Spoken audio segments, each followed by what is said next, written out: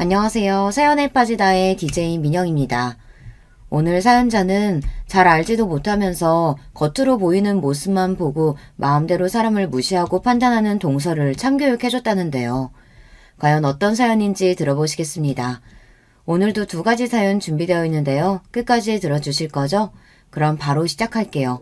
구독과 좋아요 잊지 말고 꼭 눌러주세요. 안녕하세요. 저는 40대 유부녀입니다. 저희 부모님께서는 어릴 때부터 항상 사람은 언제나 부지런해야 하고 절약이 몸에 배어 있어야 한다고 가르치셨습니다. 부모님은 평생을 돈 버는 일만 하시며 살아서 그런지 온통 머릿속엔 돈밖에 없었어요. 모든 일상을 돈을 벌거나 돈을 아끼는 일에만 쓰셨죠. 저의 어린 시절을 떠올리면 항상 부모님 눈치만 봤던 기억이 있어요. 어느 정도였냐면요. 집에 형광등을 켜거나 냉장고를 여는 것도 부모님 허락을 받아야 했어요. 책을 보고 싶어서 제 마음대로 방에 형광등을 켜면 화를 내셨거든요. 책 읽을 거면 엄마 설거지하는 주방 옆에 와서 보면 되지. 뭐하러 방에 불을 또 켜? 그리고 아버지 지금 들어가서 샤워할 거니까 아버지 샤워하고 받아놓은 물로 씻게 바로 준비하고 있어. 저는 다른 사람들도 다 이러고 사는 줄 알았습니다. 형광등 쓰는 걸 아끼려고 다 같이 한 방에서 생활하고 샤워하는 물도 대야에 받아서 씻기 전에 온 식구가 다 씻어야 했습니다. 거기다가 학창시절 내내 용돈이라는 걸 받아본 적이 없어요. 중학교에 처음 입학해 학교 준비물이 있어 돈을 달라고 했을 때 아버지께 아주 혼쭐이 났거든요. 네 나이 벌써 15살인데 부모한테 용돈을 달라는 게 말이 돼? 아버지는 10살 때부터 나가서 내가 쓸 돈 내가 벌어서 살았어. 너는 매일 부모가 먹여주고 재워주는데 네가 쓸 용돈 정도는 네가 벌어야지.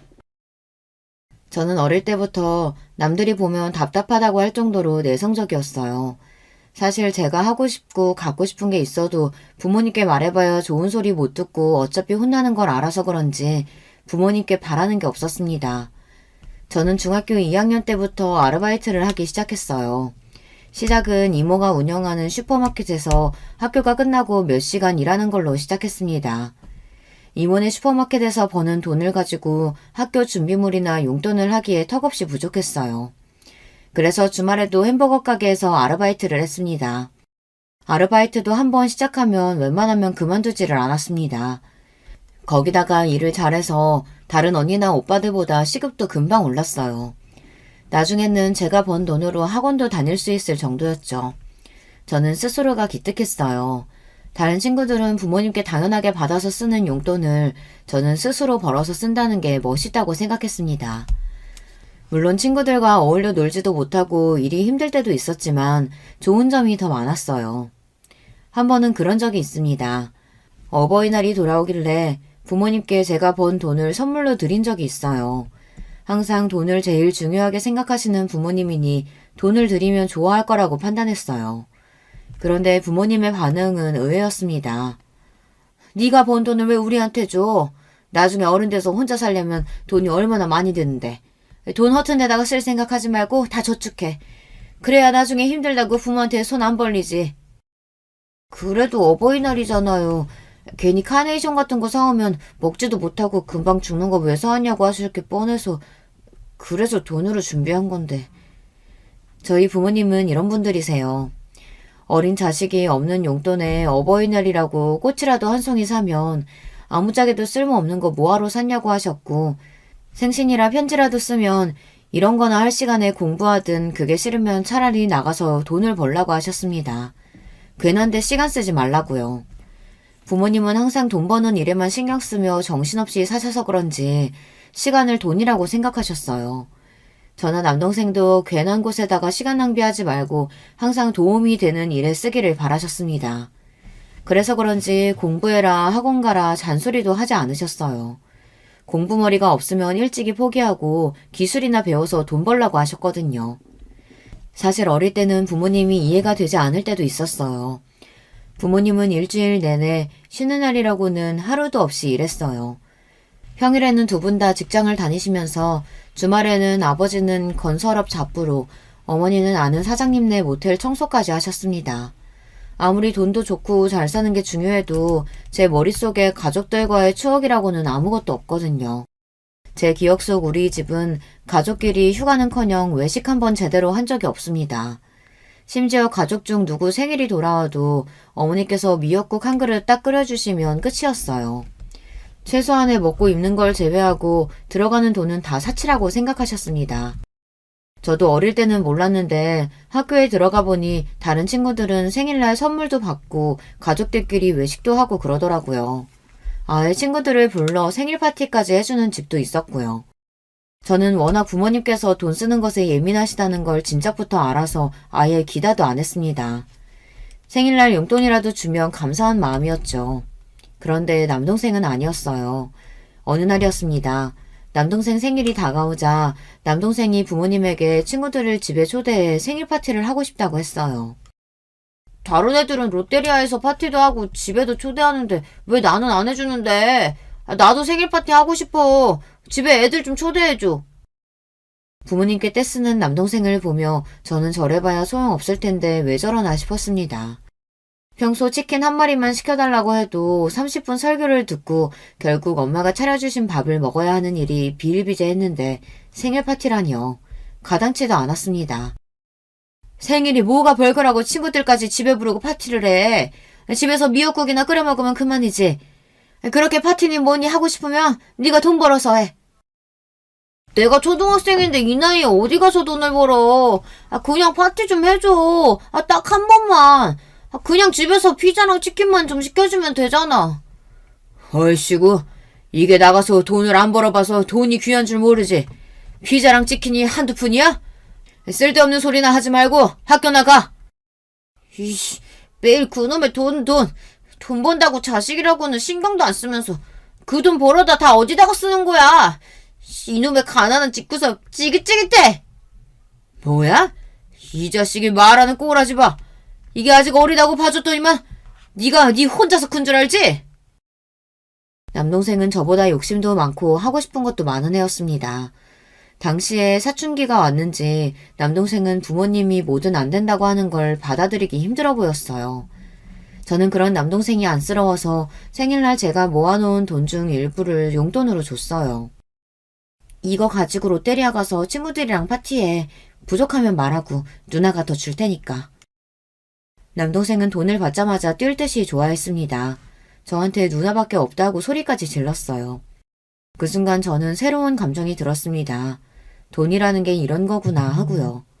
내가 번 돈으로 내가 할 수 있는 게 많아져서 기쁘기도 했지만 사랑하고 아끼는 가족을 위해 쓰면 더 마음이 뿌듯하고 좋았어요. 그런데 그날 저녁 저는 부모님께 혼이 났습니다. 동생에게 제가 돈을 준 걸 알게 되신 거예요. 네가 번 돈을 왜 네 동생한테 줘? 어린 놈이 그 큰 돈을 그냥 받았으니 누나가 동생한테 돈 주는 걸 당연한 줄 알 거 아니야? 다음부터는 절대 네 동생한테 돈 함부로 주지 마. 알았어? 그래.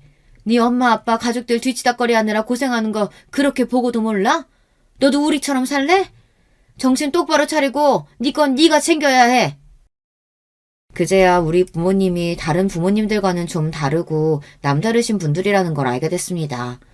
당신들이 부모 형제를 건사하느라 고생을 많이 해서 그런지 저와 남동생은 당신들처럼 살기를 바라지 않는 것 같았어요.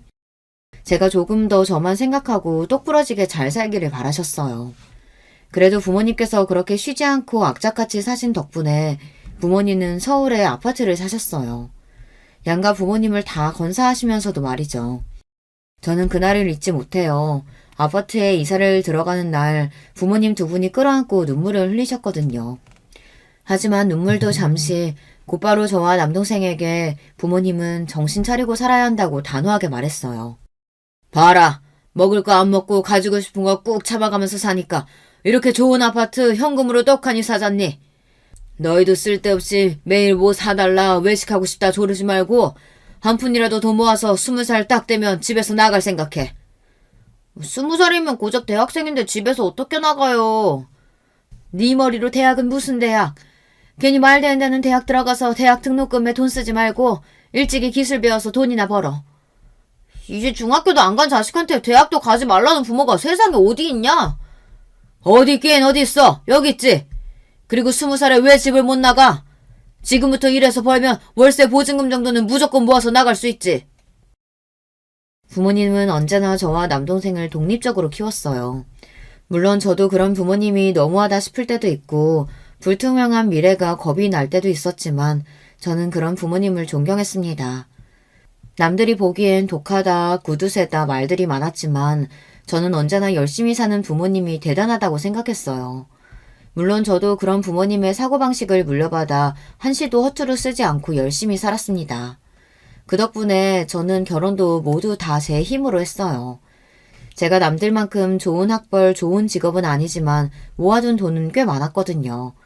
부모님에게 배운 대로 돈 버는 데만 집중하다 살다 보니 남편을 만난 게 30이 넘어서였어요. 남편은 제가 일하는 미용실에 손님으로 와서 가까워지게 됐습니다. 부모님 말씀대로 공부머리가 없으면 일찍이 기술을 배워 돈이나 벌라고 해서 저는 대학에 진학 안 하고 바로 미용실에 취직해서 미용 기술을 배웠습니다.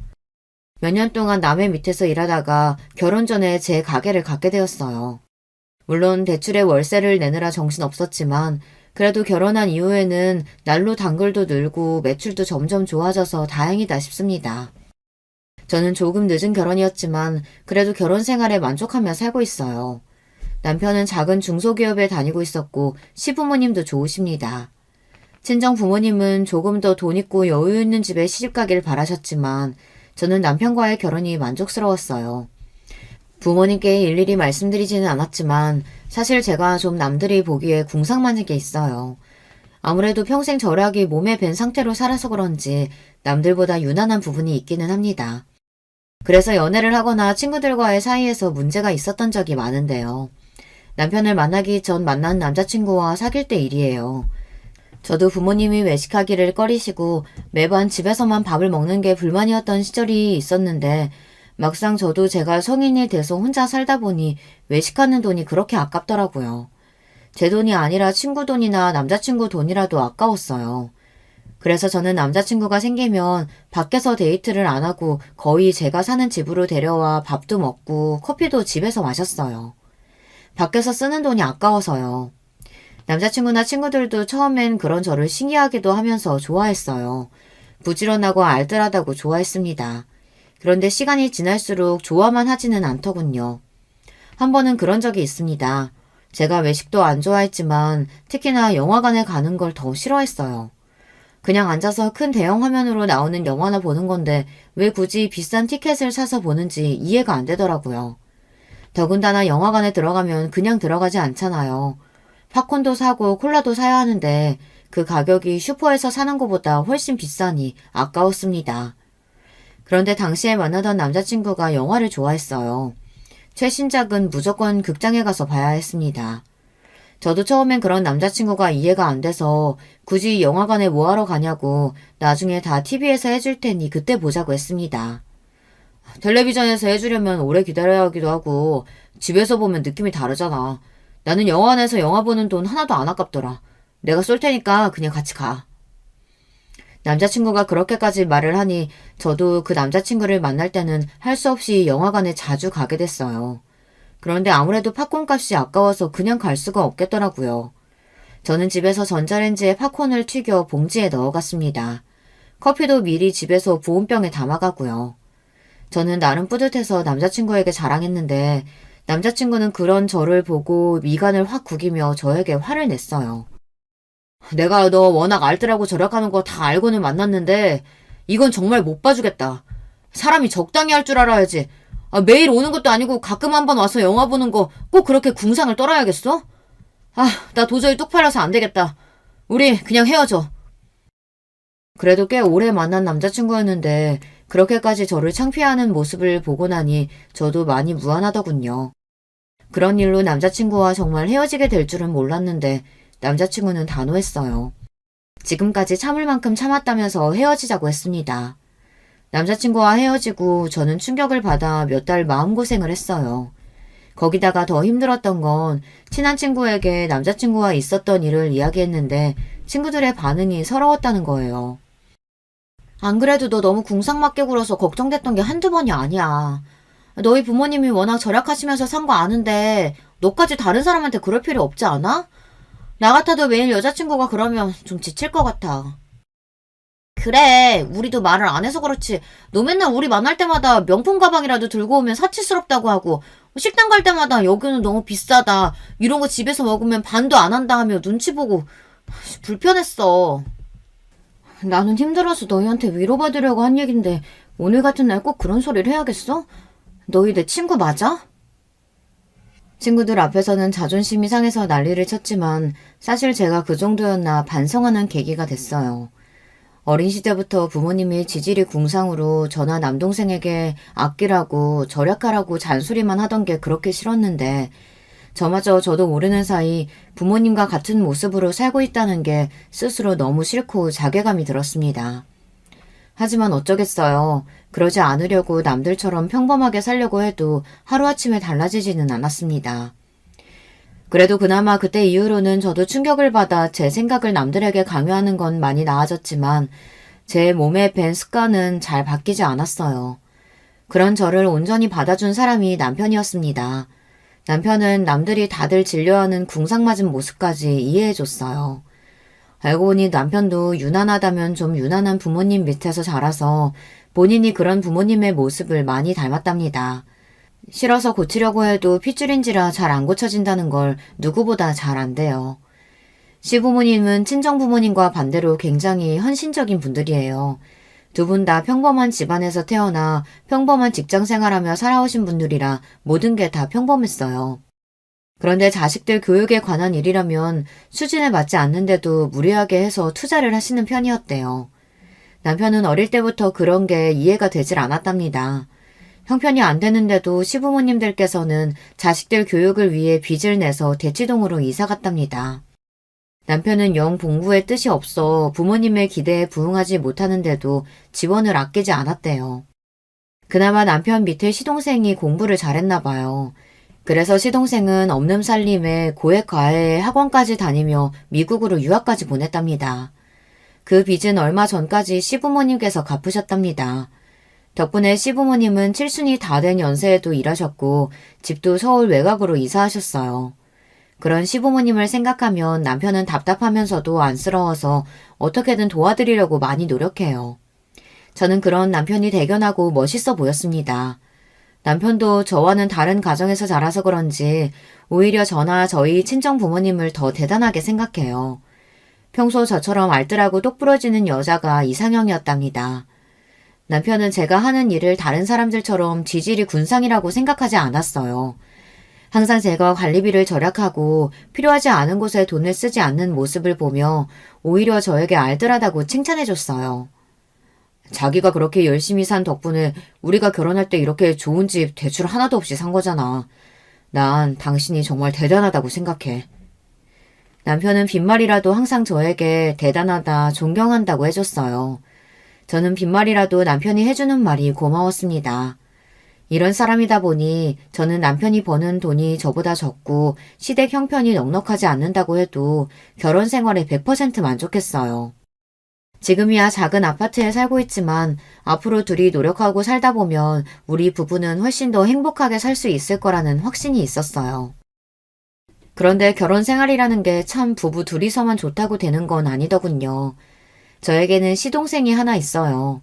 시동생은 제가 결혼하기 전에 미국에서 생활하고 있었기 때문에 사실 저도 몇 번 본 적이 없어요. 결혼식 때만 잠깐 한국에 왔다가 금방 다시 미국으로 돌아갔거든요. 시동생은 대학 때 유학 가서 쭉 미국에서 살았다고 하더라고요. 그런데 몇 년 전 시동생이 갑자기 하던 일을 그만두고 한국으로 들어왔어요. 외국에서 혼자 지내는 게 외롭다면서 가족들이 있는 한국에서 살고 싶다며 들어왔습니다. 사실 시동생이 한국으로 들어오기 전에 가족들과 일절 상의하지 않아 가족들도 좀 놀랐는데요. 그럴만한 게 유학 간 이후 한국의 가족들에게는 관심도 별로 없던 사람이 갑자기 한국에서 살겠다고 들어와서는 결혼하겠다고 웬 여자까지 데리고 왔거든요.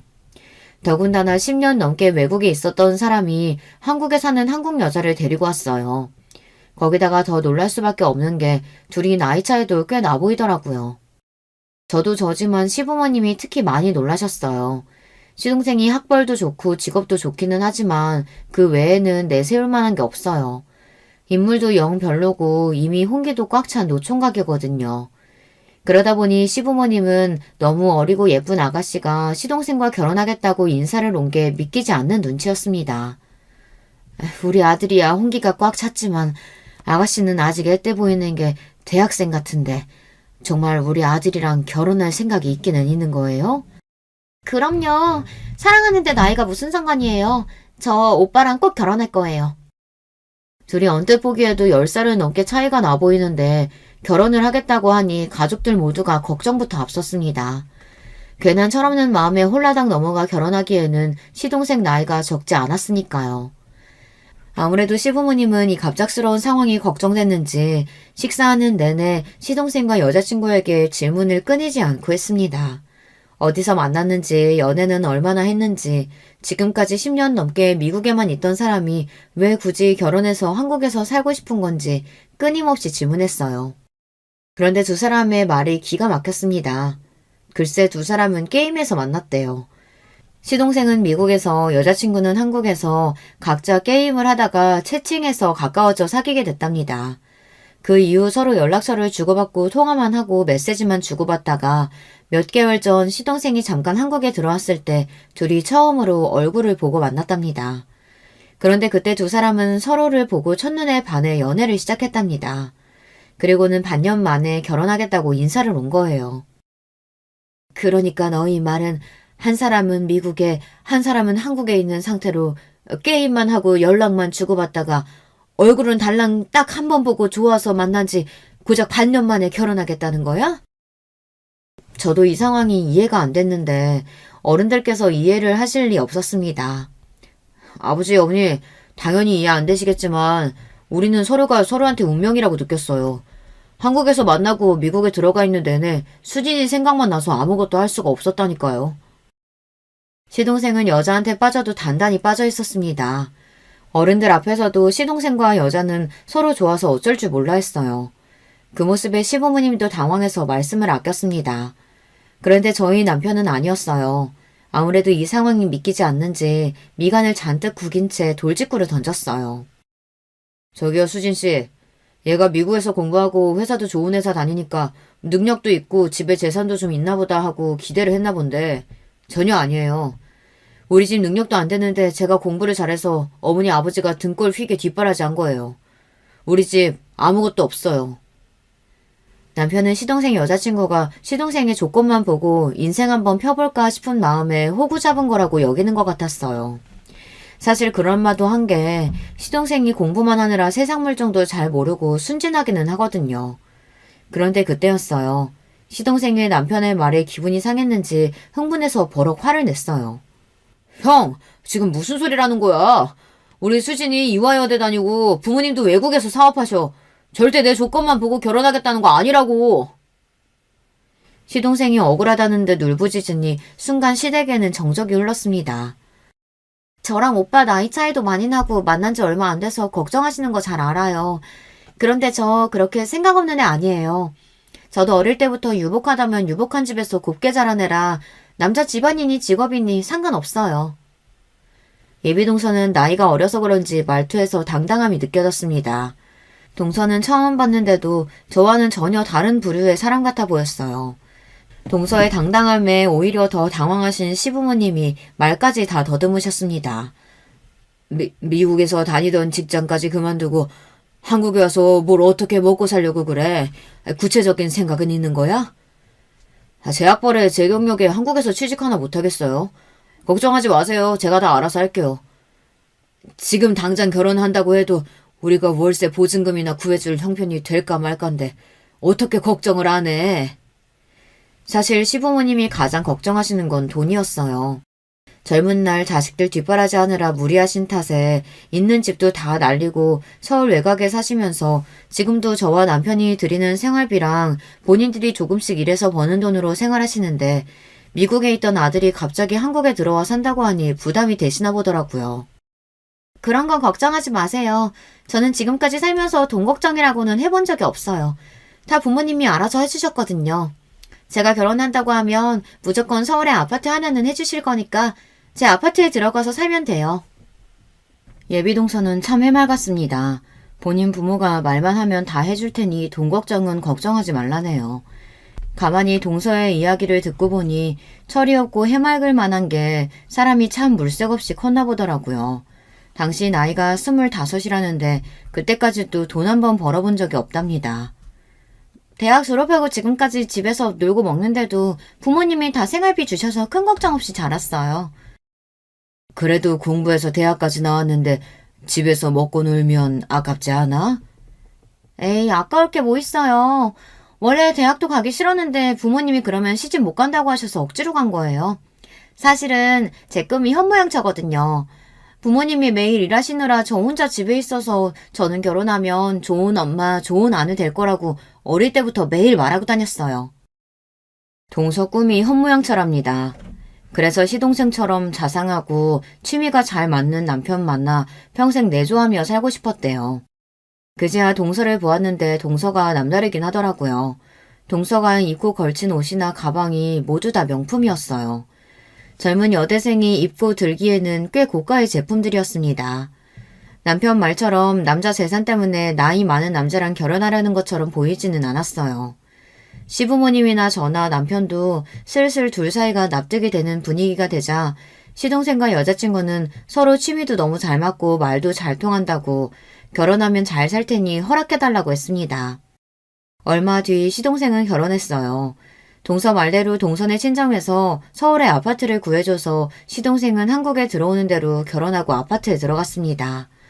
동서가 나이도 어리고 철이 없어 보여서 걱정하기만 했는데 그래도 둘이 잘 사는 것 같아 저희가 괜한 걱정을 했나 보다 했어요.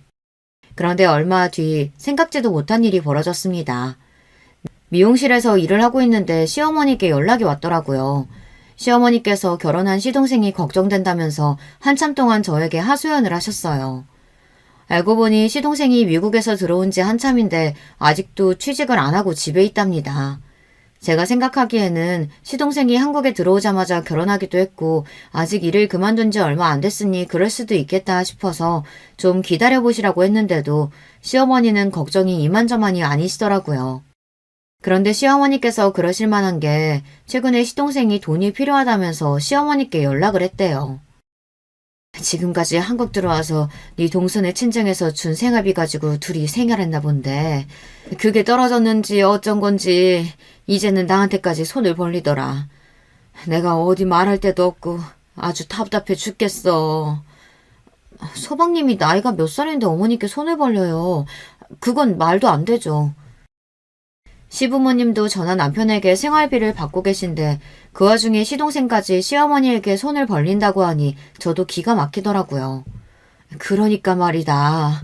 하루라도 빨리 취직부터 하라고 잔소리를 하기는 했는데 둘이 도대체 뭐라고 사는지 애가 영 일할 생각을 안 해. 며느리라는 애는 전화해도 통 받지를 않고. 이게 다 나랑 네 시아버지가 새끼라고 오냐오냐 키워서 그렇지 뭐.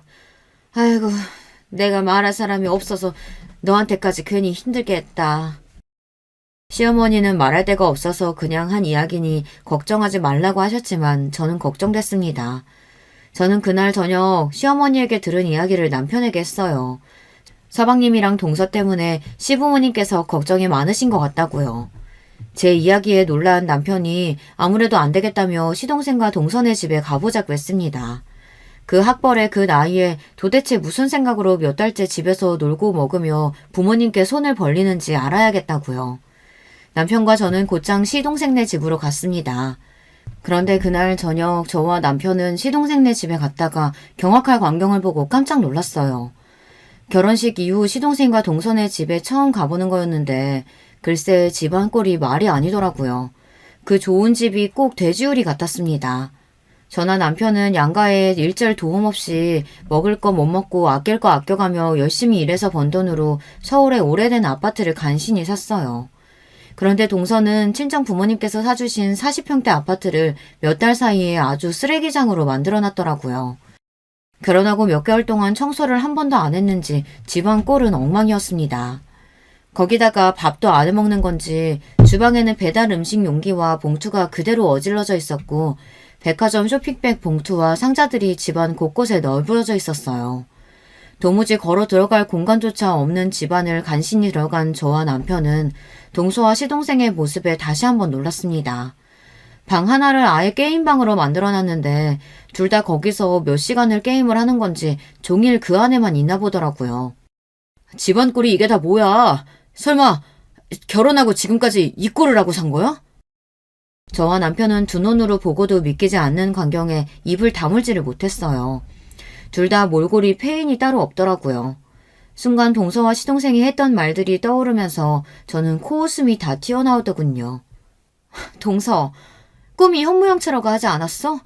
아무리 신혼이라도 그렇지 집안 꼴이 이게 다 뭐야? 둘 다 집에 있으면서 청소는 하고 살아야지. 어려도 한참 어린 동서에게 저도 꼰대처럼 싫은 소리는 하기 싫었지만 이건 해도 해도 너무했어요. 둘이 취미가 잘 맞아서 좋다고 그러더니만 둘이 몇 개월 동안 내내 게임만 하고 있었나 보더라고요. 그때였어요. 본인들 꼬라지는 생각도 안 하고 저와 남편이 다짜고짜 여기까지 온 게 기분이 나빴는지 시동생과 동서 표정이 일그러져 있었어요. 우리가 어떻게 살든 무슨 상관이라고 형이랑 형수가 연락도 없이 멋대로 들이닥쳐서 잔소리래요. 잔소리 할만 하니까 하는 거지. 네 멋대로 살고 싶으면 네 인생에 책임을 지면서 살아야지. 이렇게 엉망으로 살면서 부모님께 손까지 벌리면 도대체 어쩌자는 거야? 남편은 시동생이 한심하다는 듯 한숨을 쉬었어요. 그러자 옆에서 가만히 있던 동서가 나서더군요. 아주버님, 자식이 힘들면 부모한테 손도 벌릴 수 있지 뭘 그러세요. 저희 친정에서 계속 도와주시다가 부모님이 좀 화가 나서 몇 달 동안 생활비가 안 들어와서 그러는 거예요. 금방 다시 생활비 들어오면 아무 문제 없어요. 그거 조금 도와달라고 했다고 이렇게 쪼르르 달려오신 거예요? 동서는 보면 볼수록 생각이 참 없습니다.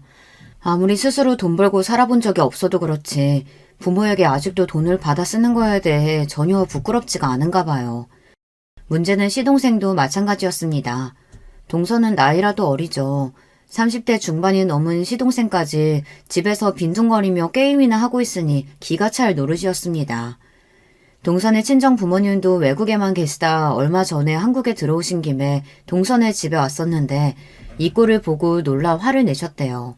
그래서 더는 돈을 안 주겠다고 하신 거랍니다. 이 지경이 됐으면 둘 다 정신을 차리고 살았어야 했는데 아직도 정신을 못 차린 것 같았어요. 재수씨네 집안 사정에는 나는 관심 없고요. 우리 부모님은 두 분 사시기도 바빠서 도와줄 형편 안 되니까 돈이 필요한 거면 둘이 알아서 해요. 괜히 안 그래도 힘드신 우리 부모님 더 힘들게 하지 마시고요. 남편은 본인 할 말만 하고 바로 나올 생각이었습니다. 그 집에 한시도 있고 싶지 않다고요. 그런데 그때 동서도 우리말에 자존심이 상했는지 안 해도 될 말을 굳이 하더군요. 아, 우리가 시부모님한테 손 벌리면 형님이랑 아주버님이 힘드시니까 이 늦은 시간에 굳이 여기까지 오신 거구나. 시부모님 드리는 생활비 그거 꼴랑 얼마나 된다고. 생색 오지네. 하긴 그 정도 배포밖에 안 되니까 그 나이에 오래된 아파트 살면서 차도 한 대 없지. 순간 저는 제 두 귀를 의심했습니다. 동서가 저와 남편에게 한 말이 맞나 싶어서요. 그런데 현실이었습니다. 동서는 철딱서니만 없는 게 아니라 개념 자체가 없었어요. 재수씨, 지금 뭐라고 했어요? 그거 우리한테 한 말이에요? 나이가 어려서 그러려니 하고 넘어가 주려고 했더니만 이거 어린 게 완전 글러먹었네. 형이야말로 우리 수진이한테 뭐 하는 거야? 당장 사과 안 해? 순간 분위기가 살벌해지길래 이러다가 크게 싸울 것 같아 제가 나서서 남편을 말렸습니다. 그러고는 그만 가자고 했어요. 나이 처먹었다고 되게 어른 행세하네. 나이 먹어서 좋겠다. 좋겠어. 동서 그만 좀 해. 내가 정말 할 말이 많은데 참고 딱 한마디만 할게. 정신 똑바로 차리고 살아. 그러다가 부모님이 평생 안 도와주신다고 하면 어쩌려고 그래? 형님이나 아주버님이나 부모 도움이라고는 받아본 적 없는 거지들이라 제 입장 이해할 리 없죠. 우리 부모님은 내일이라면 벌벌 떠시는 분들이라 금방 다시 도와주실 거예요. 그러니까 남 걱정하지 말고 두 분이나 잘 먹고 잘 사세요. 거지 주제에 누가 누굴 걱정해. 선을 넘는 동서의 행동에 화가 난 남편이 동서에게 달려들려고 했지만 저는 후다닥 남편을 집 밖으로 내보냈습니다. 그러고는 저도 밖으로 나왔어요. 그날 밤 저와 남편은 잠도 제대로 자지 못했습니다. 동서와 시동생의 행동에 너무 실망하고 화가 나서요. 그 이후 저와 남편은 일절 시동생과 동서의 일에 신경 쓰지 않기로 했어요. 가끔 시어머니께 연락이 와서 동서와 시동생을 걱정하는 말을 하셔도 한 귀를 듣고 한 귀를 흘리고 있습니다. 물론 듣다 보면 저도 짜증이 나고 이해가 안 되는 일 투성이었어요. 한 번은 시동생이랑 동서가 부부싸움을 하고 시동생이 집을 나와 시댁에 왔나 보더라고요. 시어머니께서 둘째는만 보면 속이 뒤집힌다고 힘들어 하셨어요. 내 아들도 나이 헛먹고 철이 없어서 큰애 너처럼 야물딱지고 똑똑한 색시 얻었으면 했는데 저렇게 둘 다 철이 없어서 매일 싸우고 징징거리니 큰일이다. 둘이 똑같은 게 아주 천생연분이에요. 다른 사람 말을 일절 안 들으니까 어차피 말해봐야 소용없어요. 어머님도 너무 걱정하지 마시고 자꾸 서방님 받아주지 마세요. 그래봐야 어머니만 힘들어요. 매일 자식 걱정에 잠 못 이루시는 시부모님이 안쓰러웠지만 저는 더는 동서와 시동생 일에 신경 쓰지 않기로 했습니다. 신경 써봐야 저만 피곤하니까요. 그로부터 얼마 뒤 무슨 일인지 동서에게 먼저 연락이 왔습니다. 동서는 시부모님께 고마운 일이 있어 본인이 제대로 크게 한턱을 쏠 테니 저와 남편도 오라고 했어요. 저번에 제가 친정부모님하고 싸우고 예민해서 형님하고 아주머님한테 실수했어요. 이번 기회에 제가 크게 밥 살 테니까 와서 드시고 푸세요. 동서네 집에서 싸우고 온 지 몇 달이 지나서야 동서에게 연락이 온 거예요. 동서는 본인이 실수했다고 인정하며 본인이 밥을 살 테니 나오라고 했습니다. 남편과 저는 못 이기는 척 약속 장소에 갔어요. 동서가 생각 없고 개념 없는 거야 진작 몰랐던 것도 아니고 이제 다 가족이니 윗사람으로서 너그러운 마음으로 이해해 줄 생각이었습니다. 그런데 역시나 사람은 고쳐 쓰는 게 아니에요. 동서는 구제불능이었어요. 애초에 모르는 게 많아서 말이 통하지를 않았습니다. 그날 약속은 시작부터 문제가 있었어요. 아무리 동서가 밥을 사기로 했어도 다 같이 만나기로 했으면 같이 상의해서 약속 날짜나 시간을 잡아야 하잖아요. 그런데 동서는 자기 마음대로 평일 오후 5시로 식당 예약을 했더라고요. 저희 남편 퇴근 시간이 6시고 저는 가게 문을 닫는 시간이 8시인데 말이죠. 아무래도 시간을 바꿔야 할 것 같아서 제가 동서에게 따로 연락했어요. 시간이 아무래도 안 맞을 것 같아서 바꿀 수 있냐고요. 그러자 동서가 대뜸 하는 말이 기가 막혔습니다. 제가 요즘 간헐적 단식 다이어트 하고 있어서 무조건 저녁을 6시 이전에 먹어야 해서요. 그럼 우리가 먼저 가서 먹고 있을 테니까 아주버님이랑 천천히 오세요. 순간 저는 말문이 막혔습니다. 저는 시간을 바꿀 수 없는 무슨 대단한 이유라도 있는 줄 알았어요. 그런데 동서 본인이 다이어트 중이라 시간을 바꿀 수 없다네요. 저는 괜히 기분이 상해서 그럼 그냥 우리가 빠질 테니 이번엔 시부모님이랑 식사하라고 했어요. 사실 저도 동서에게 밥을 얻어먹을 기분도 아니었으니까요. 형님, 제가 예약한 식당 엄청 유명한 한우 고깃집이에요. 이런 기회 많지 않으실 텐데 그냥 오세요. 형님이랑 아주머님 오실 때까지 기다릴게요. 동서는 우리가 올 때까지 기다릴 테니 꼭 오라고 자기 멋대로 이야기를 하곤 전화를 끊어버렸습니다. 약속 당일 저와 남편은 일이 끝나는 대로 불이 나게 식당으로 갔어요. 저도 미용실 문을 일찍 닫고 갔습니다. 사실 저나 남편이나 한우든 뭐든 동서와 시동생을 만나러 간다는 게 썩 내키지는 않았지만 그래도 동서가 먼저 사과를 해왔는데 윗사람으로서 외면한다는 게 마음에 쓰이긴 하더라고요. 저와 남편은 택시까지 타고 약속 장소로 갔습니다. 그런데 동서가 식당에 도착한 저와 남편을 보자마자 또 안 해도 될 말을 하더라고요. 이래서 저는 우리 자기 취직 안 했으면 좋겠다니까요. 그까짓 회사 다녀봐야 월급도 쥐꼬리만큼 받으면서 저랑 놀아주지도 못하잖아요. 우리 자기는 내가 평생 월급 줄 테니까 그냥 나랑 매일 집에서 놀아줬으면 좋겠다. 그러게. 나도 그냥 매일 우리 자기랑 집에서 뒹굴뒹굴 놀기만 했으면 좋겠어. 바로 얼마 전까지 둘이 싸우고 시동생이 시댁으로 왔다더니만 어느새 또 화해했는지 여전히 둘 사이가 좋아졌더군요. 아무리 둘이 좋아도 사람이 일은 하고 살아야지. 언제까지 부모들한테 도움만 받으면서 살 거야? 아들, 신우는 그만큼 즐겼으면 됐으니까 이제 그만 즐기고 얼른 일부터 찾아. 그래야 아기도 낫지. 어머님, 그거 조금 도와주셨다고 벌써 손주 타령하시는 거예요? 제 나이가 몇인데 벌써 아기를 낳아요. 저 조금 더 놀다가 30 넘어서 낳을 거예요. 이제야 왜 시동생과 동서 사이가 다시 좋아졌는지 알았습니다. 동서네 친정에서 돈이 끊기자 동서와 시동생이 매일 둘이 같이 싸웠나 봐요. 그래서 시동생이 시댁에까지 들어온 거고요. 그 꼴이 안 됐으니 결국은 시부모님이 시동생을 도와준 거였어요. 저와 남편은 답답해서 밥을 먹어도 체할 지경이었습니다. 동서나 시동생의 행동도 이해가 안 되고 짜증났지만 시부모님도 답답했어요. 도대체 자식을 왜 저렇게 키우나 싶어서요. 남편도 같은 자식인데 왜 항상 시동생에게만 저렇게 쩔쩔매는 건지 이해가 안 됐어요. 새아기, 네 나이 30이면 내 아들 나이 40이 훨씬 넘는데 그때 자식을 어떻게 낳아? 한 살이라도 어릴 때 낳아야지. 에이, 안 생기면 안 낳으면 그만이죠 뭐. 저는 그냥 우리 자기랑 둘이 돈이나 펑펑 쓰면서 행복하게 살래요. 아무리 봐도 동서의 머릿속에는 아무것도 들어오지 않는 것 같아요. 그냥 텅텅 비어있는 것 같았습니다.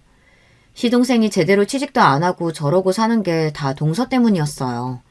동서가 본인 친정 부모님에게 돈을 받아서 그걸 시동생과 흥청망청 쓰니 둘 다 일할 생각조차 하지 않는 거였어요. 동서가 시동생이 일하러 나가는 걸 싫어하는 것 같기도 했고요. 재수씨, 친정에서 더는 경제적으로 안 도와주신다고 했다면서요. 결국은 또 우리 부모님한테 손 벌릴 거예요? 앞으로 어떻게 생활하려고 이렇게 비싼 한우를 사요? 상황을 지켜보던 남편이 아무래도 참을 수 없었는지 먼저 물어봤습니다. 그러자 동서는 아무 생각 없이 또 해맑게 떠들었어요. 우리 친정 부모님 그렇게 모진 분들 아니에요.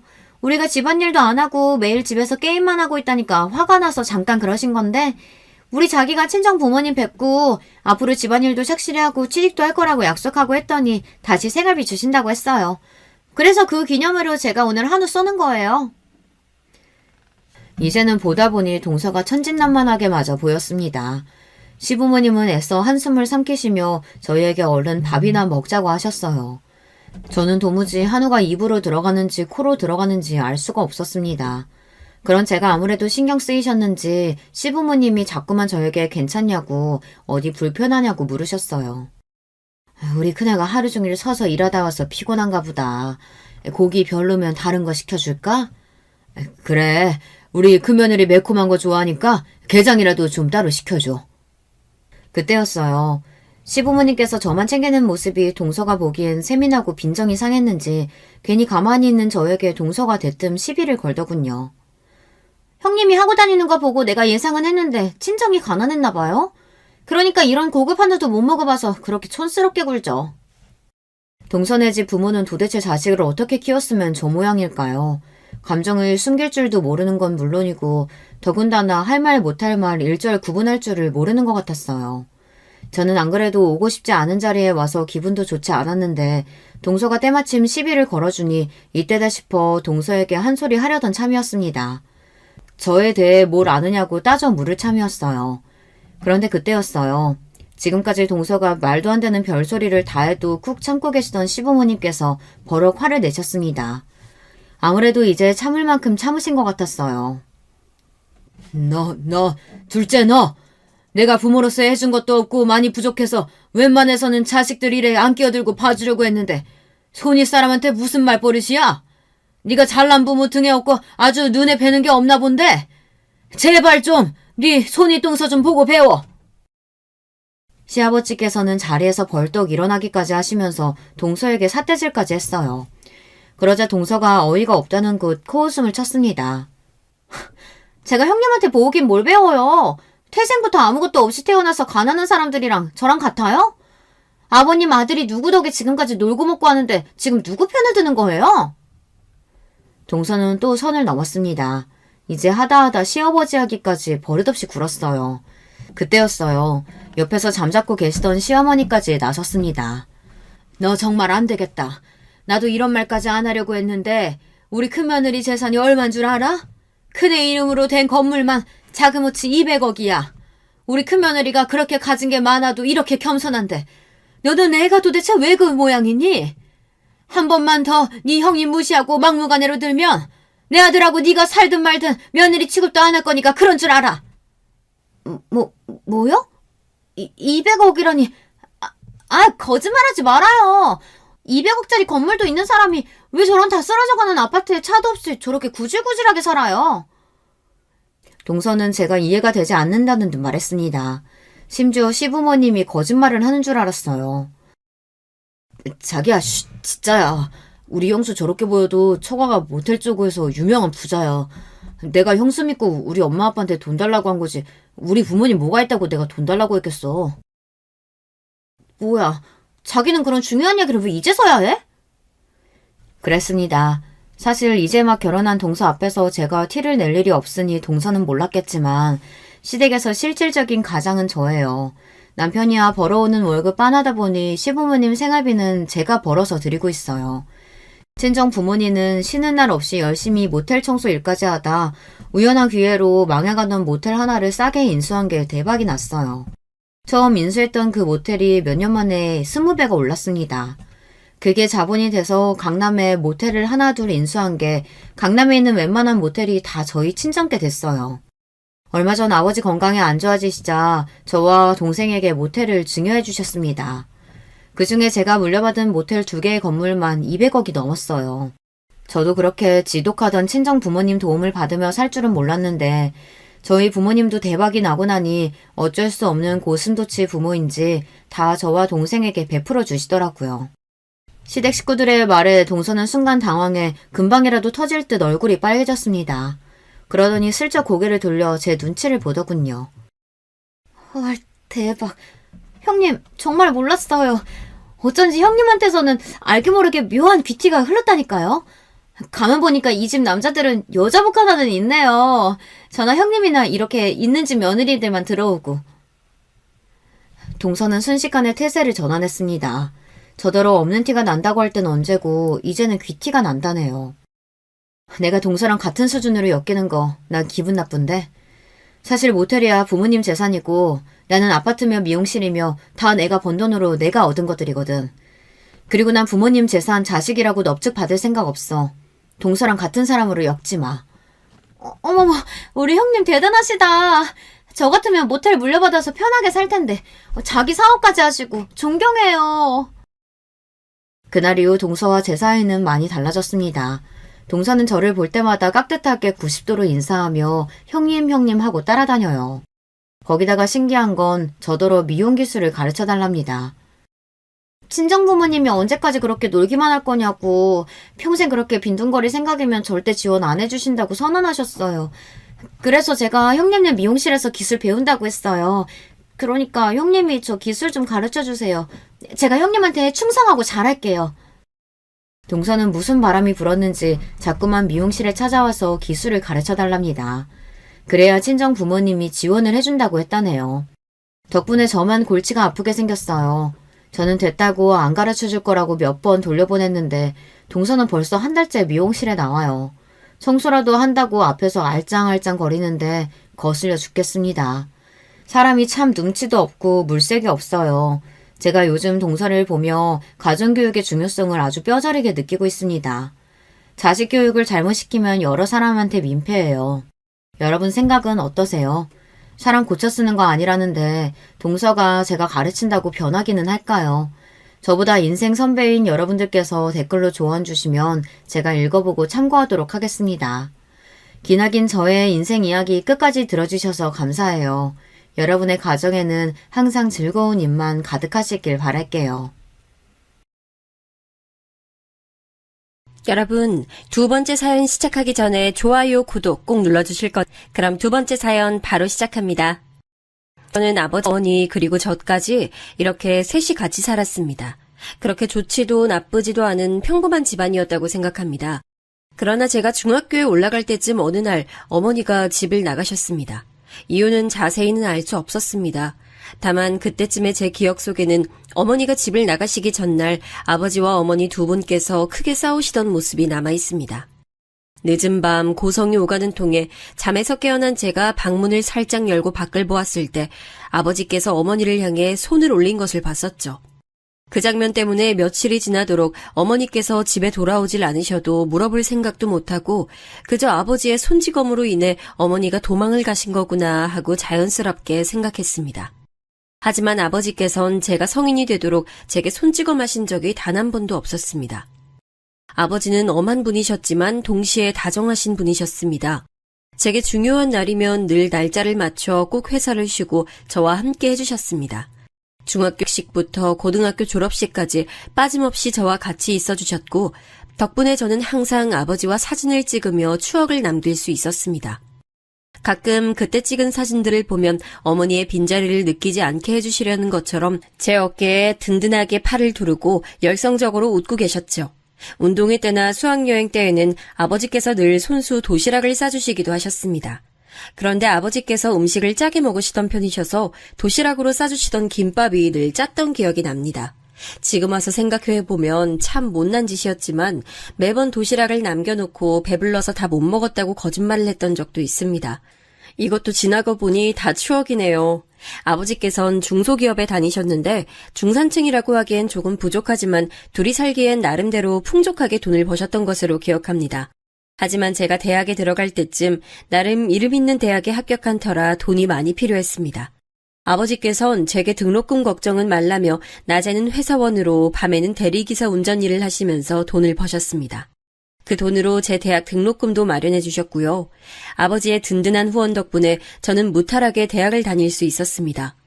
저는 대학에 입학해 같은 대학 동기인 아내를 만나 연애를 시작했고 이후에는 대학을 잠시 휴학하고 군대도 다녀왔습니다. 대학 졸업 후에는 대기업은 아니지만 나름 이름 있는 기업에 입사했습니다. 회사에 다니기 시작한 뒤 여러모로 안정적이 된 저는 이제 아버지께 효도할 일만 있으리라 생각했습니다.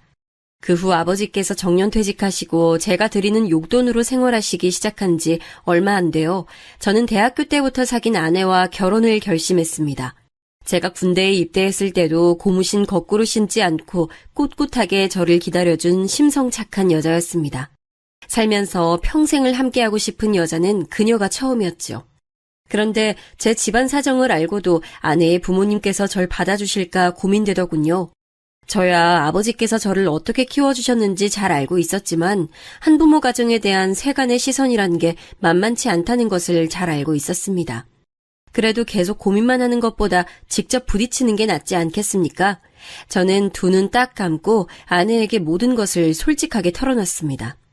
어릴 적 어머니가 집을 나가셔서 중학교 때부터 안 계셨고 이때까지 아버지께서 홀로 절 키워주셨단 이야기를 하니 이번엔 아내가 본인 집안 사정을 얘기해줬습니다. 알고 보니 아내의 어머님과 아버님께서는 재혼하신 사이라고 하더군요. 그러니 제 집안 사정을 듣고 부모님께서 크게 놀라시거나 기절하시는 일은 없을 거라 했습니다. 우려하는 마음이 조금 있었지만 저는 아내의 말을 믿고 아버지께 아내를 소개해드렸습니다. 우리 상원이가 아주 참한 아이를 데려왔구나. 둘이 참 잘 어울리고 보기가 좋아. 아버지께서는 아내를 보자마자 참하다며 얼마나 칭찬을 하셨는지 모릅니다. 아주 마음에 들어 하시는 모습을 보니 제 마음도 죠.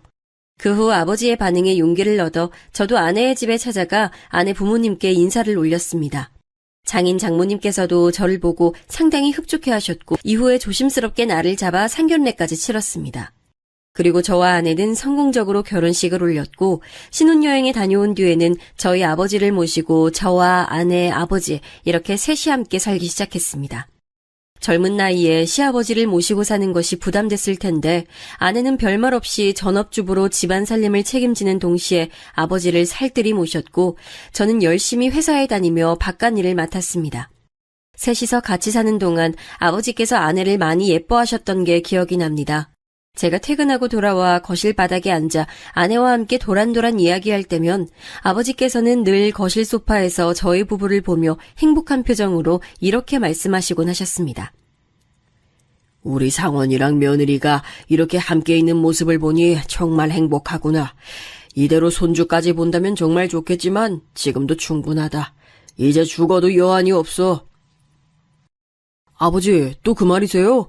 그런 말씀 마시고 오래오래 건강하셔서 손주도 보시고 결혼하는 모습까지 보셔야죠. 죽어도 여한이 없다는 말은 아버지 말버릇이나 다름없었습니다. 그런데 그 말이 씨가 된 것인지 아버지께서는 어느 순간부터 급격히 건강이 안 좋아지셨습니다. 결국 건강이 너무 악화돼서 병원에 입원하셔야 했죠. 아버지는 그렇게 몇 달 동안 병원에 입원해 계시다가 어느 날 밤 저와 아내 앞에서 돌아가셨습니다.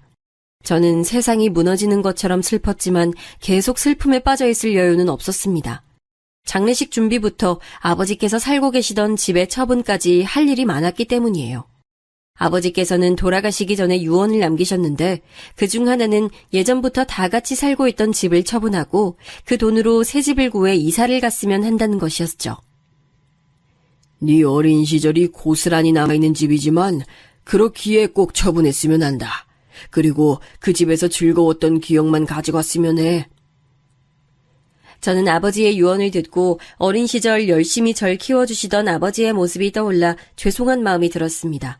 그래서 아버지의 유언만큼은 꼭 잘 지키겠다고 결심했죠. 장례식을 치를 때 저는 어떻게 시간이 흘러가는지 모를 정도로 슬픔에 빠져 있었습니다. 그래도 상주로서 빈소를 지키고 아버지의 옛 직장 동료분들과 친구분들을 맞이하며 정신 차리려고 무던히 노력했습니다. 아버지의 친구분들께선 아버지에 대한 좋은 말씀을 많이 해주셨습니다. 그 덕분에 제가 모르는 아버지의 일면들에 대해 많이 알 수 있었죠. 아버지께서 저를 혼자 키우시면서 어떤 부분을 가장 힘들어 하셨는지, 또 제가 얼마나 아버지께 자랑스러운 아들이었는지 같은 말들을 들었습니다. 처음 듣는 이야기에 얼떨떨했던 것도 잠시, 이내 감사한 마음과 아버지의 사랑이 얼마나 컸었는지 느껴져 저는 그 자리에서 울고 말았죠. 그 뒤로도 빈소를 찾으신 문상객들 한 분 한 분께 인사를 드리며 빈소를 지키고 있는데, 문상객들께 음식을 대접하던 아내가 갑자기 제게 다가와 어떤 테이블에 누군지 모를 분이 계신단 말을 하는 게 아니겠어요? 여보, 저쪽 테이블에 연세 많으신 여자분 혼자 앉아 계시는데 이름을 물어봐도 대답도 안 하시고 자꾸 울기만 하셔. 그래서 말인데 당신 가서 누구신지 한번 물어봐. 저는 아내의 말을 듣고 의아해져서 여성분이 앉아 계시는 테이블 가봤습니다. 그런데 테이블에 앉아 계시는 여성분께 점점 가까이 갈수록 그분의 얼굴이 너무나 익숙하게 느껴지는 겁니다. 어릴 때 찍은 가족 사진에서만 볼 수 있던 그리운 얼굴에 저는 홀린 듯 그 테이블에 다가가 여성분께 말을 걸었죠. 어머니? 설마 어머니세요? 떨려서 잘 안 나오는 목소리를 쥐어짜며 간신히 불러보니 뒤늦게 다가온 저를 알아차린 그분께서 두 눈 가득 눈물을 주르륵 흘리며 제 이름을 부르시더군요. 상훈아, 엄마야. 엄마가 너무 늦게 왔지? 엄마가 너무 미안해. 어머니는 이제 나이가 들어 굽은 허리로 다가오셔서는 제 손을 꼭 잡고 눈물만 하염없이 흘리셨습니다. 어렸을 때 저는 어머니가 돌아오신다면 어떤 말을 할지 생각해두곤 했습니다. 그러나 시간이 흘러 어른이 된 이후로 어머니에 대한 마음을 내려놓고 살아서인지 무슨 말을 해야 할지 전혀 모르겠더군요. 결국 아무 말 없이 손만 잡고 있었더니 어머니는 제게 미안하다며 얼굴 봤으니 됐다고 하곤 장례식장을 나가시려고 하는 겁니다. 저는 어머니를 이렇게 보내면 안 된다는 생각이 들어 얼른 붙잡았죠. 어머니, 이대로 그냥 가시는 거예요? 몇 년 만에 봤는데 얼굴만 보고 간다뇨. 그러지 마시고 장례식 끝날 때까지만 기다려주세요. 여기 근처 모텔에서라도 잠시만 쉬고 계세요. 제가 꼭 찾아갈게요. 그리고 저는 부조금에서 돈을 얼마 빼내어 어머니의 손에 꼭 쥐어드리고 허둥지둥 아내한테 갔습니다. 아내는 제 얼굴을 보고 많이 놀라더군요. 여보, 왜 그래? 괜찮아? 얼굴이 꼭 귀신이라도 본 사람처럼 창백한데 괜찮아? 그게 어머니가 오셨어. 어? 어머니라니? 설마 여보 어머니 말이야? 아내는 제 말에 놀라는 눈치였습니다. 저는 아내에게 그렇게만 말하고 나중에 다시 이야기하자고 했죠. 그 뒤로 정신없이 아버지의 장례식을 치르고 화장 절차까지 끝내고 난 후에야 저는 아내에게 자초지종을 설명할 수 있었습니다. 제 얘기를 다 들은 아내는 제게 이제 어떻게 하고 싶은지 물어보더군요. 나는 일단 어머니랑 대화를 해보고 싶어. 묻고 싶던 것도 많고. 그래, 여보 마음이 그렇다면 가서 대화를 해보자. 그동안 못했던 얘기도 많을 거 아니야. 저는 아내와 함께 차를 타고 장례식장 근처 모텔을 돌며 어머니를 찾아보기 시작했습니다. 다행히 운 좋게도 몇 군데 돌지 않고 금세 어머니를 발견할 수 있었죠. 저와 아내는 어머니가 계신 모텔방에 앉아 제대로 이야기를 나누게 됐습니다. 막막하긴 했지만 저는 띄엄띄엄 어머니에게 물었습니다. 그동안 어떻게 지내셨어요? 저 안 보고 싶으셨어요? 전 어머니가 참 많이 그리웠는데 왜 저 보러 한 번도 안 오셨어요?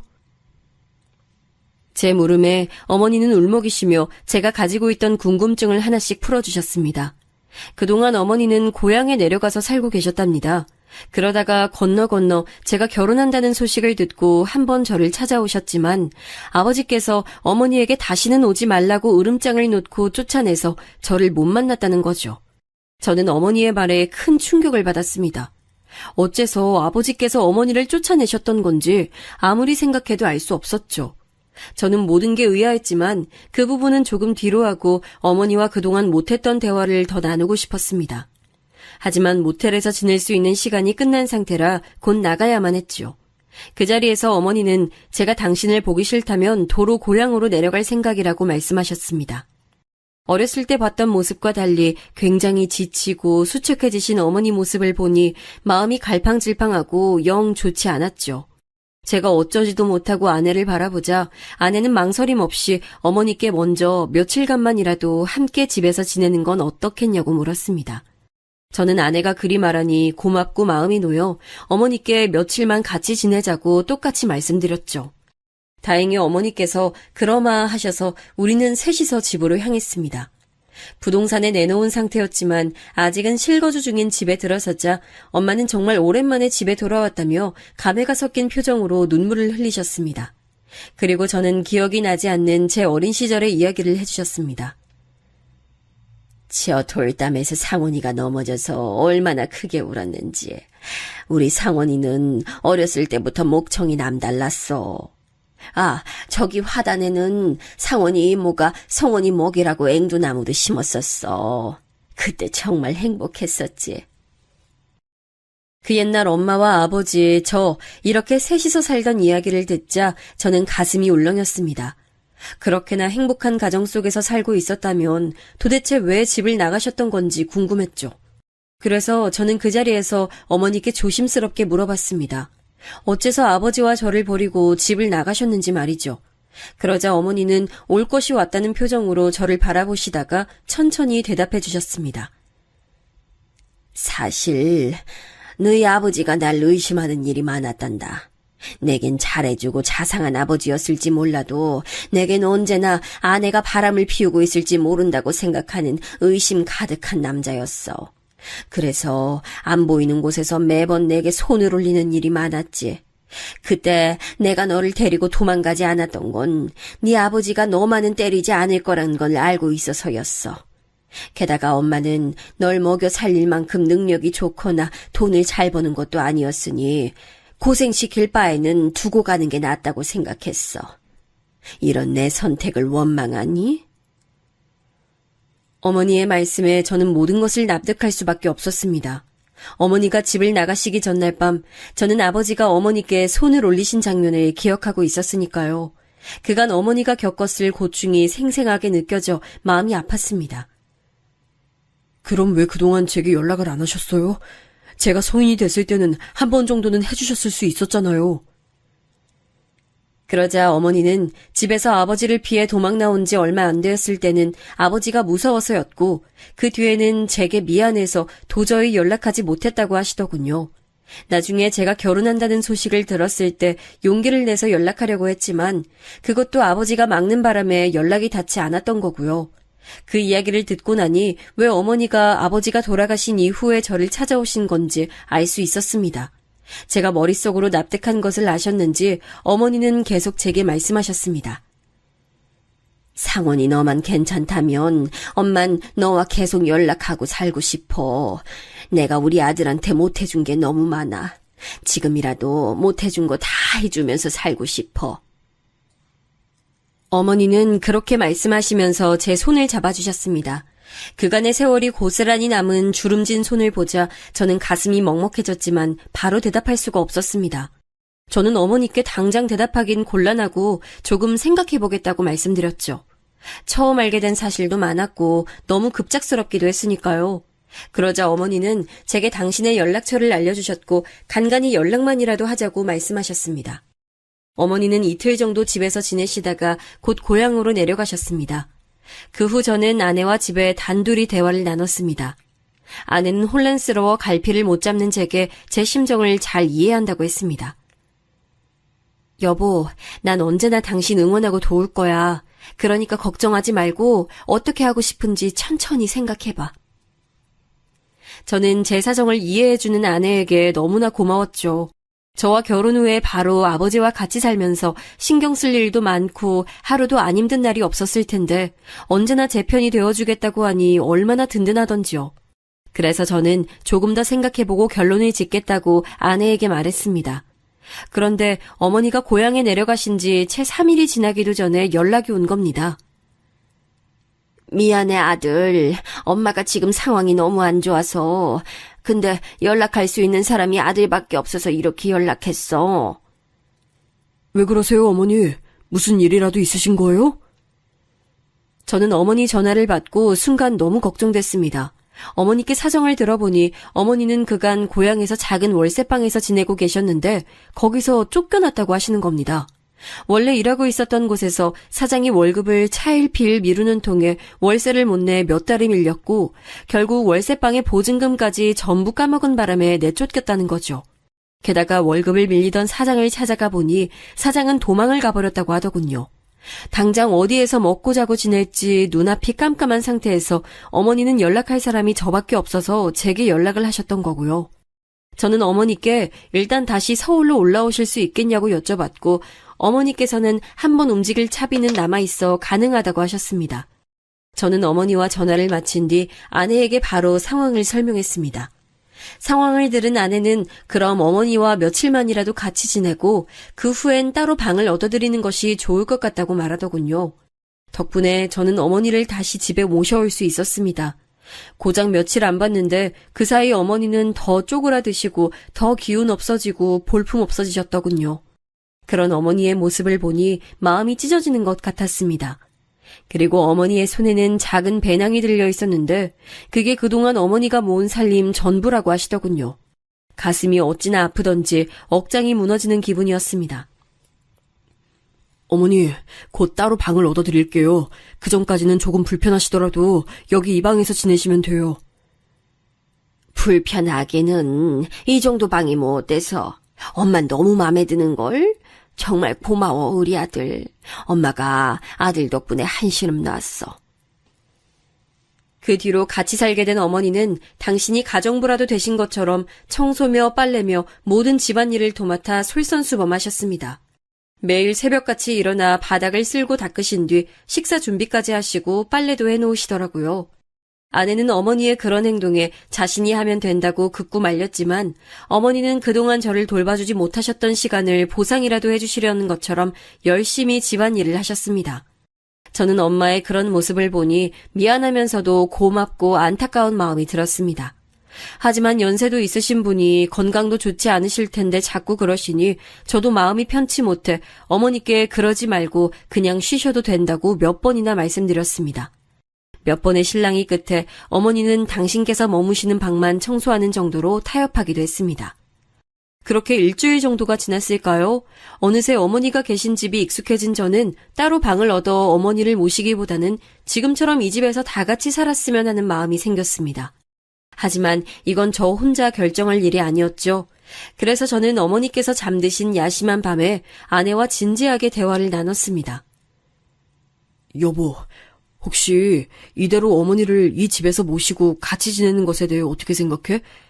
여보에게 정말 못난 짓 하는 거 알지만 나 어머니를 다른 곳에 모시고 싶지가 않아. 그냥 이 집에서 모시고 살면서 보살펴드리고 싶어.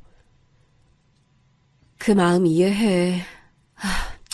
솔직히 어머님께서 달리 가실 곳도 없으시잖아. 그리고 난 여보가 그동안 어머님이 얼마나 보고 싶었을까 생각하면 마음이 짠해.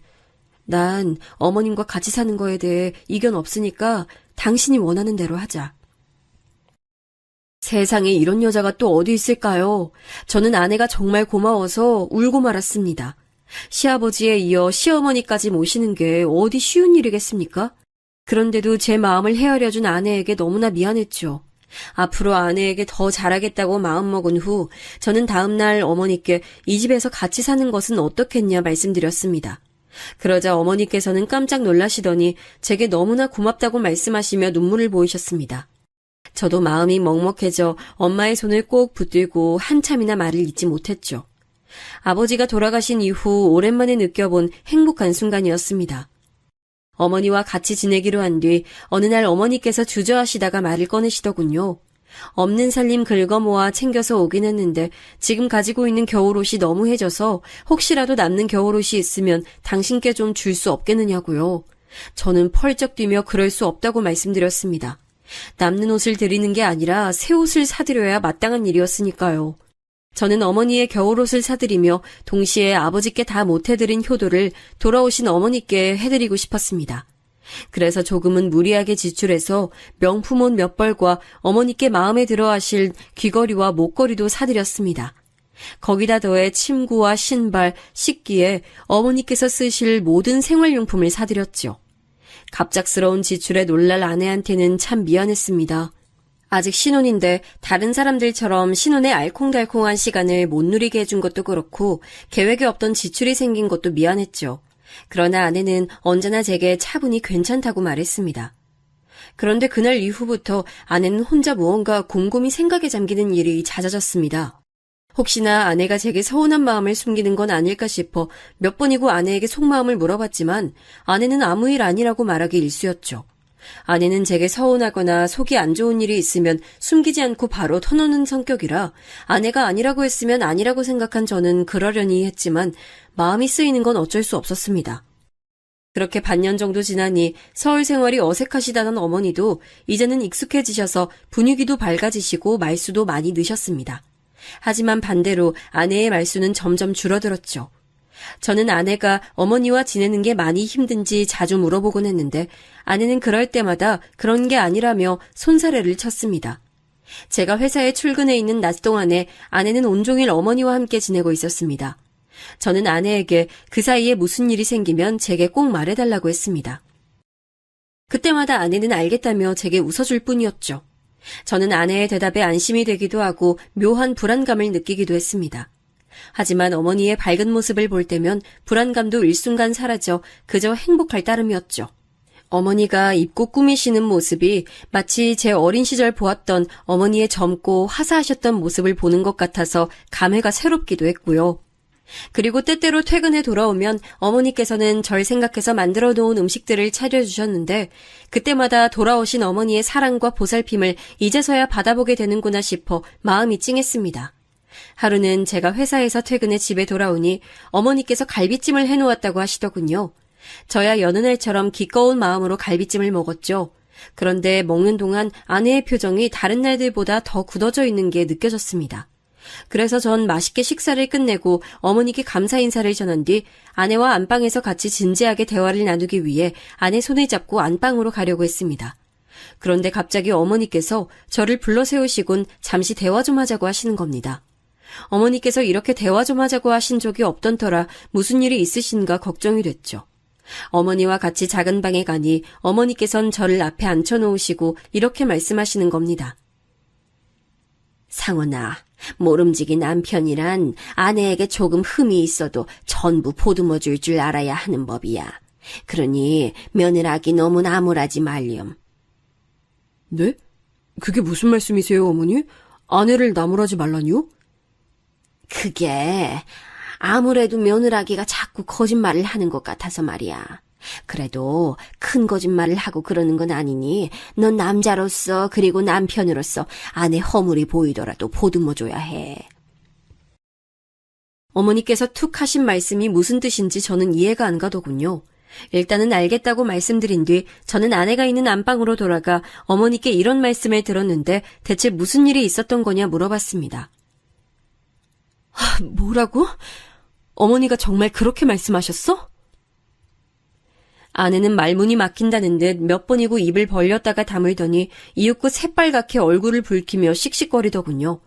저는 아내의 반응에 단단히 무슨 일이 있었구나 싶었습니다. 하지만 아내는 역시나 무슨 일이 있었는지 말을 하는 대신 입을 꾹 다물고 나중에 다시 얘기하자며 그대로 잠자리에 들었습니다. 저는 대체 이게 무슨 일인지 알지 못한 채 답답한 마음으로 잠들 수밖에 없었죠. 다음날 제가 출근을 마치고 나가려 하니 아내는 저를 잠시 불렀다가 아무것도 아니라며 잘 다녀오라 말하면서 절 배웅했습니다. 한동안 집안은 아무 문제 없이 평화로웠지만 저는 매일 무언가 찜찜한 기분을 느꼈습니다. 그러던 어느 날 찜찜한 기분이 결국 크게 터지는 일이 일어나고 말았습니다. 그날은 제가 평소와 다르게 몸 상태가 좋지 않아 회사에서 조퇴하고 집에 일찍 돌아온 날이었습니다. 그런데 집 현관 앞에 서니 안에서 찢어질 듯한 비명이 들리는 게 아니겠어요? 저는 깜짝 놀라 급하게 문을 열고 집 안으로 달려들어갔습니다.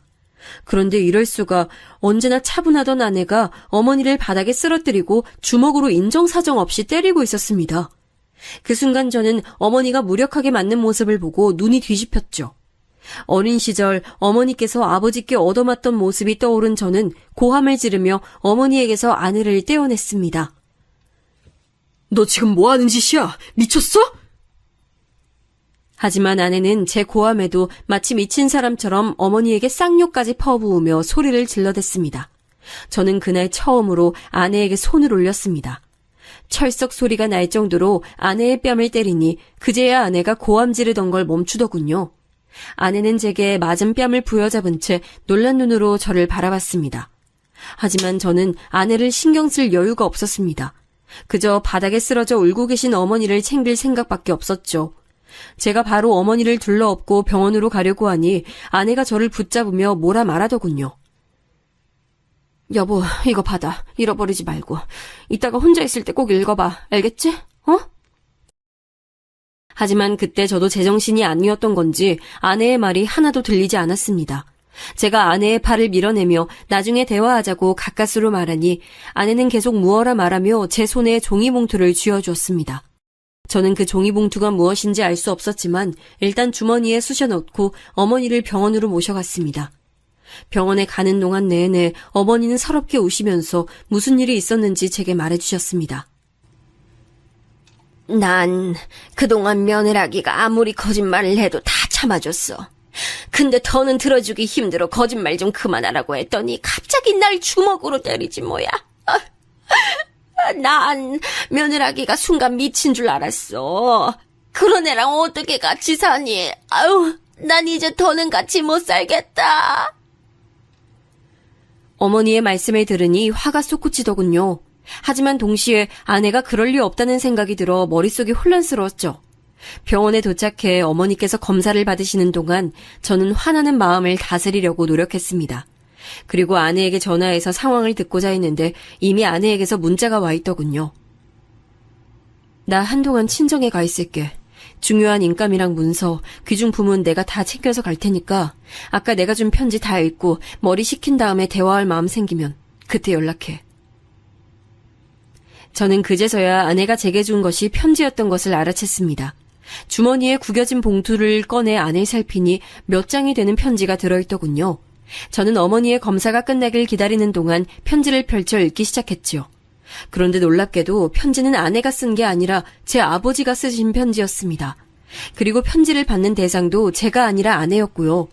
저는 건강도 안 좋으셨던 아버지께서 언제 아내에게 편지를 남기셨나 생각하며 편지를 읽기 시작했습니다.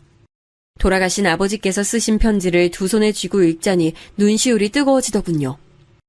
편지의 초반에는 저와 결혼해준 아내에게 고마운 마음과 아들을 잘 부탁한다는 내용이 담겨 있었습니다.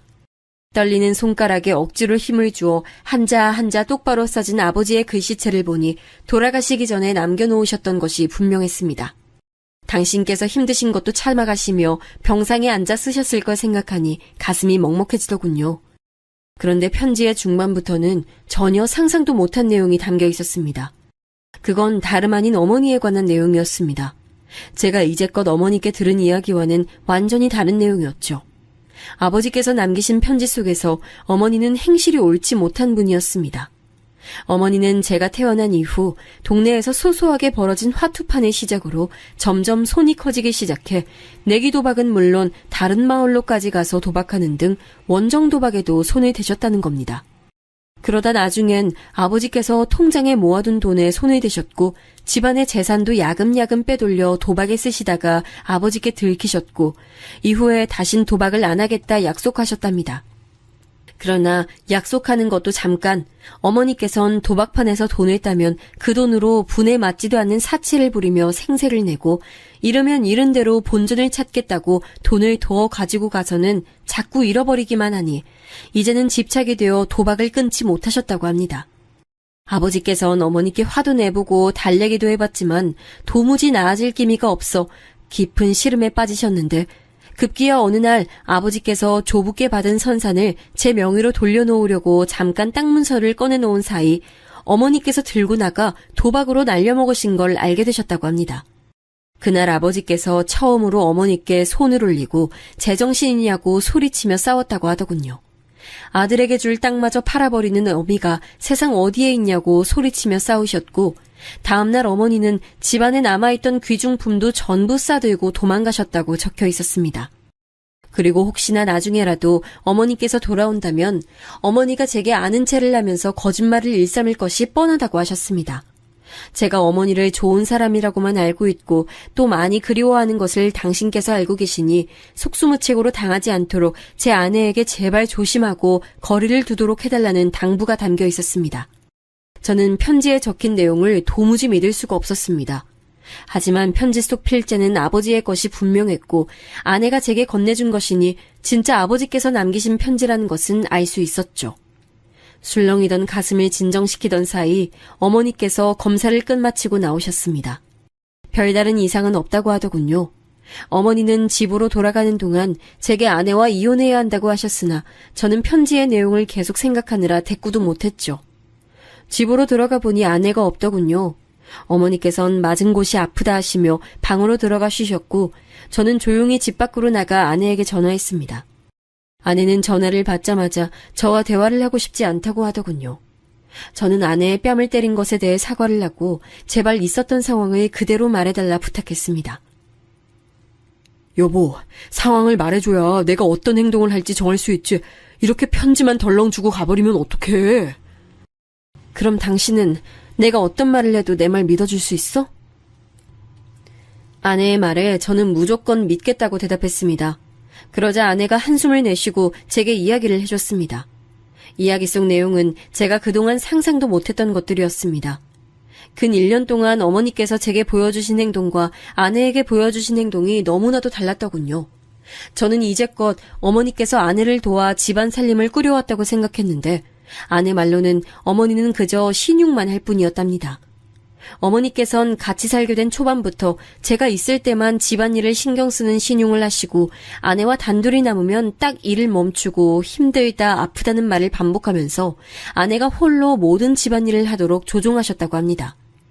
그리고 제가 집에 돌아오면 마치 어머니 혼자서 모든 일을 해낸 척 하셨다는 겁니다. 그리고 아내가 절 위해 기껏 요리를 준비해 놓으면 마지막에 꼭 자신이 간을 보겠다며 맛보시고는 저에게는 마치 어머니께서 음식을 전부 다 준비한 것처럼 말씀하신 것, 또 장인 장모께서 사실 재혼한 사이라는 것을 알고 난 뒤 대놓고 아내의 말을 무시하기 시작한 일 등 이제껏 어머니께서 제게 보여주신 행동들과는 너무 달라 상상조차 못했던 치졸한 일들을 듣는 순간 말문이 막혔습니다.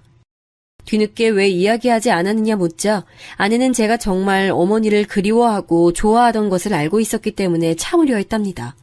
그런데 오늘 아내가 잠깐 마트에 다녀온 사이 어머니가 장롱 깊숙한 곳에 숨겨놓은 문서들을 꺼내고 있는 현장을 붙잡았다는 겁니다. 아내는 어머니의 손에 들린 문서들을 뺏어서 뭐 하시는 짓이냐 물으며 화를 냈지만 근 1년 동안 어머니의 말씀에 고분고분 따르고 화도 안 낸 아내가 만만했던지 어머니는 아내에게 온갖 쌍욕을 하셨답니다. 저는 순간 아내의 말을 믿기 어려웠습니다. 그런데 그때 아내가 녹음 파일을 하나 보내줄 테니 들어보고 다시 전화하라고 말하더군요. 저는 아내의 말대로 잠시 통화를 끊은 뒤 아내에게서 온 녹음 파일을 들었습니다. 그곳에선 아내와 어머니가 크게 말싸움하는 소리가 녹음돼 있었죠. 어머니 제발 그만하세요. 상원 씨 보기 부끄럽지 않으세요? 다 큰아들 집에서 도둑질 하시다니요. 이년이 얼른 내놓지 못해? 집에서 빈둥빈둥 놀면서 내 아들 등쳐먹는 주제에 내 아들 돈은 내 돈이나 마찬가지야. 내가 좋은 곳에 써서 우리 아들 재산 불려주는 건데 누굴 도둑 취급해? 어머니, 제가 언제 집에서 빈둥빈둥 놀았어요. 온종일 바닥 쓸고 빨래하고 음식 만들고 하는 거 저예요. 집안일은 제가 다 하는데 뭐가 빈둥빈둥 노는 거예요. 말도 안 되는 소리 좀 하지 마세요. 참나, 어차피 알 짓 좀 안다고 유세 떨기는. 그리고 니네 엄마한테서 배운 게 집안일 뿐이면 그거라도 잘해야지. 첨년 딸인 것도 봐줬더니 어디서 건방지게 소리를 질러? 뭐? 우리 엄마가 왜 첩년이야? 재혼이니까 재취지 그게 뭐가 첩년이야? 아내의 고함 뒤에 둔탁하게 치고받는 소리가 들렸고 저는 거기서 녹음 파일의 재생을 멈췄습니다. 믿기지 않았지만 그건 분명 제 아내의 목소리와 어머니의 목소리였죠. 녹음된 내용만 듣고 보자면 아내가 그렇게나 화를 내는 것이 이해가 됐죠. 재혼 가정이란 꼬리표는 아내의 영린이었습니다. 행복하게 잘 살고 있는 집안에 대고 그렇게 손가락질을 하면 누구든 화가 안 나겠습니까? 게다가 아내는 차분하고 속 깊은 성격이었지만 한 번 화가 나면 눈에 뵈는 게 없이 돌변하는 사람이었습니다.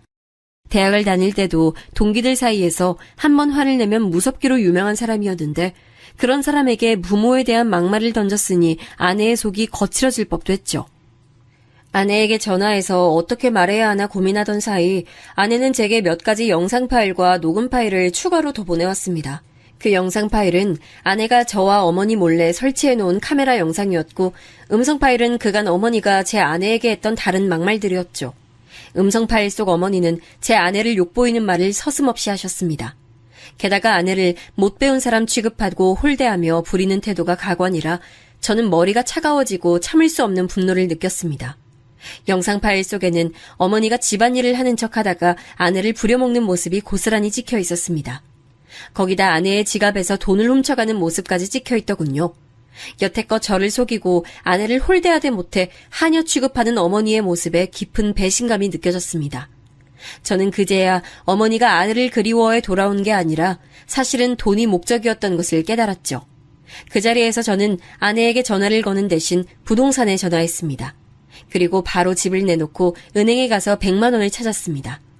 그 뒤 아내에게 전화해 제 계획을 말하니 아내는 반드시 그렇게 하라며 제게 동의했습니다. 다음 날 저는 출근하기 전에 어머니께 용돈으로 100만 원을 드렸습니다. 어머니께서 무슨 돈이냐고 물어보지도 않으시고 좋아하시더군요. 저는 원하시는 대로 쓰시라고 말씀드리고 출근하는 척 집을 나섰습니다. 아니나 다를까 제가 집을 나서자 얼마 안 되어 어머니께서 외출하시더군요. 저는 어머니께서 나가시는 모습을 본 뒤 현관 자물쇠 수리업체를 불러 현관 열쇠를 바꿔버렸습니다. 어머니의 짐들은 전부 여행용 가방에 담아 밖에다 세워놓고 쪽지를 써놓았고요. 그리고 출근했습니다. 한창 일하고 있는 와중 어머니께 전화가 오더군요. 업무 도중이라 무음으로 해놓고 나중에 확인해보니 전화만 몇십 통은 와 있었습니다. 뭐가 그렇게 할 말이 있나 싶어 전화를 걸어보니 금방 받으시더군요. 어머니는 현관문 자물쇠가 바뀌어서 집에 들어가지 못하고 있다고 하소연하시며 어째서 당신의 짐이 바깥에 이렇게 나와 있냐고 물으셨습니다. 전 모든 걸 알게 되었으니 어머니와 함께 살 수 없다고 말했고요. 어머니께선 제 말을 못 알아들으신 것처럼 몇 번이고 되물으셨습니다. 전 단호하게 말했죠. 도박 때문에 가족을 버린 것도 모자라 한 번 버렸던 아들을 또 찾아와 가슴에 칼을 꽂아놓고 계속 같이 살 수 있을 거라고 생각하셨어요? 그것도 모자라 아내와 갈라서라고 말하고 아들이 번 돈은 자기 돈이다라고 말하는 게 어디 가족끼리 할 말이에요? 어머니가 가족답게 살길 포기하셨으니까 저도 어머니에 대한 정 포기하려고요. 어머니는 제가 한 말에 상당히 억울해하시더군요. 아들아, 그건 네가 잘못 알고 있는 거야. 엄만 너 버린 게 아니라 알잖니? 네 아버지가 나 때린 거. 혹시 며느라기가 이상한 소리 한 거니? 걔 믿지 마라. 걔는 입만 열면 거짓말 달고 사는 애야. 걔가 너랑 내 사이 갈라놓으려고 나한테 누명 씌우는 거야. 상원아, 엄마만 말잖니? 저는 더 들을 가치를 못 느끼고 어머니의 전화를 끊었습니다. 그리고 집으로 돌아가고 싶은 생각도 사라져서 퇴근 시간이 지나도 퇴근하지 않았죠. 그런데 한 번 말씀드린 회사를 어떻게 기억하시고 어머니가 회사까지 찾아오신 겁니다. 회사 사람들이 거의 다 퇴근한 상태라 다행이었지만 야근하는 사람들이 남아있었기에 저는 얼른 어머니를 데리고 밖으로 나가려고 했습니다. 그런데 사람들 앞에서 매달리는 편이 더 효과적이라 생각하셨는지 갑자기 어머니가 제 팔을 붙들고 소리치시는 겁니다. 상원아, 어떻게 엄마 말을 안 믿고 네 아내 말만 믿어? 걔가 너 속이는 거라니까? 어떻게 같이 살게 된 건데 이렇게 쉽게 엄마를 버리려고 해, 응? 어머니, 제발 그만하세요. 돈 필요해서 저 찾아오신 거잖아요. 이미 다 알고 있어요, 저. 그게 대체 무슨 말이야? 뭘 다 알고 있다는 거야? 너 그런 식으로 엄마 놀리면 못 써! 제가 어머니를 놀릴 이유가 뭐가 있겠습니까? 저는 매달리는 어머니를 밀어내고 아내가 보내준 증거들을 보여드렸죠. 어머니는 욕을 내뱉는 본인 목소리를 듣고는 그제야 제 팔을 놓으시더군요. 전 잠시나마 어머니께서 포기하신 줄 알았는데 이번엔 제 앞에서 무릎을 꿇고 사정사정 하시기 시작하시는 겁니다. 아들아, 엄마가 미안해. 그냥 며느라기가 너와 나 사이를 갈라넣으려고 하는 게 빤히 보여서 그랬어. 모든 게 전부 다 진심이 아니야. 엄마, 말 같지도 않은 소리 그만하세요. 전 이제 당신 아들 아닙니다. 지금 이 순간부터 저한테 더 이상 어머니 안 계세요. 그러자 그때 어머니 안색이 악귀처럼 변했습니다. 어머니는 손톱으로 제 다리를 붙잡고 거의 잡아뜯으려고 하시더군요. 100만 원만 주고 내쫓으면 내가 옳았구나 하고 떨어질 줄 알아? 1000만 원! 1000만 원은 내놔야 어디서든 살지! 내놔! 내놔! 어머니의 행동에 저는 학을 떼고 말았습니다. 도저히 용서할 수가 없는 언동에 저는 결국 경비원을 불러 어머니를 회사 밖으로 내쫓았죠. 경비원의 팔에 붙들려 밖으로 나가는 동안에도 어머니는 고함을 지르셨습니다. 정말로 돈 때문에 날 찾아왔구나 하는 생각이 드는 끔찍한 모습이었죠. 전 어머니를 절대 용서할 수 없었습니다. 집은 조금 싸게 내놨던 터라 금세 팔렸고요. 하지만 때때로 어머니가 찾아와 집 앞에서 난동을 부리셨기 때문에 이사를 하는 날까지 아내는 처가에서 지내야 했습니다. 완전히 이사를 마치고 전화번호도 바꾼 뒤에야 저는 다시 아내를 집에 데려올 수 있었습니다. 그리고 앞으로는 정말 아내만을 위해서 더 열심히 살겠다고 약속했죠. 장인 장모님께서는 아내에게 이야기를 들으셨는지 제가 사과의 말씀을 올리자 이해한다는 표정으로 고개를 끄덕이셨습니다. 이서방, 그동안 참 고생 많았어. 우리 애한테 얘기 들었으니 걱정하지 말고 데려가게. 감사합니다. 다시는 이런 일 없이 제 아내 꼭 행복하게 해주겠습니다. 그 후 저는 아내와 함께 새로 이사한 집으로 갔습니다. 오랜만에 느껴보는 평화가 달게 느껴졌습니다.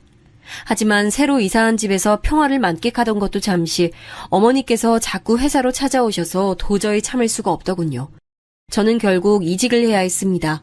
어머니가 알 수 없도록 연락처도 다시 바꾸고 새로운 회사에 들어가니 비로소 제가 어머니와 진짜 연을 끊은 느낌이 나더군요. 지금은 새로운 회사로 이직한 지 시간이 좀 됐지만 아직 그때 생긴 작은 슬픔이 마음 한구석 남아있는 느낌이 듭니다. 하지만 언젠간 괜찮아지리라 생각합니다. 그리고 그때 일만 생각하면 아내에게 너무나 미안하면서 고마운 마음이 듭니다.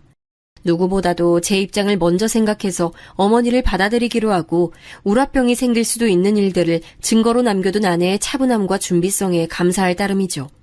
또 이런 일이 생길 것을 미리 아시고 아내에게 편지를 주고 대비해 두신 아버지의 해안에 감명했습니다. 당신께서 돌아가실 두려움보다도 자식을 먼저 신경 쓰고 돌보는 어버이의 마음이란 얼마나 큰 것인지 그 마음만 떠올리면 코끝이 찡하고 눈시울이 뜨거워집니다. 저도 돌아가신 아버지께 부끄럽지 않게 아내에게 더 잘하면서 열심히 살 생각을 매번 다짐합니다.